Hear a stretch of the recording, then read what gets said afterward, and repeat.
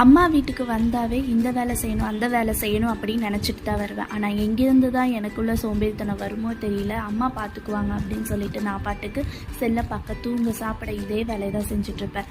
பசங்களுக்கு கூட அம்மா தான் சாப்பிட வைப்பாங்க, குளிக்க வைப்பாங்க, எல்லா வேலையும் செஞ்சுக்குவாங்க. அம்மா ஒவ்வொரு நேரத்துக்கு சொல்லுவாங்க, இப்போ அம்மா இருக்கிறங்காட்டி நான் செஞ்சு தரேன், பின்னாடி உனக்கு தான் கஷ்டம் அப்படின்னு சொல்லுவாங்க. அதை அப்போ பார்த்துக்கிறேன் அப்படின்னு சொல்லிட்டு நான் பாட்டுக்கு சோம்பேறித்தனமாக தான் இருப்பேன். என்னோட மைண்ட் செட்டில் நான் வேலை செய்யணும் அப்படின்னு நினச்சாலும் இன்னொரு மைண்ட் செட்டில் ஐயோ நம்ம அம்மா தானே, நம்ம அம்மா பார்த்துக்குவாங்க அப்படிங்கிற ஒரு சோம்பேறித்தனம் தான்.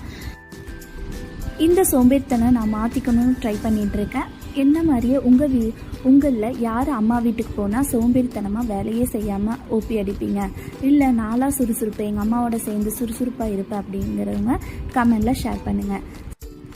என்னை மாதிரி சோம்பேறியாக இருக்கிறவங்க இனிமேலாச்சும் அம்மாவுக்கு கொஞ்சமாச்சும் வேலை செய்யறதுக்கு ட்ரை. இந்த மாதிரி இன்ட்ரெஸ்டிங்கான ஸ்டோரிஸ் நெக்ஸ்ட் வீடியோவில் உங்களோட ஷேர்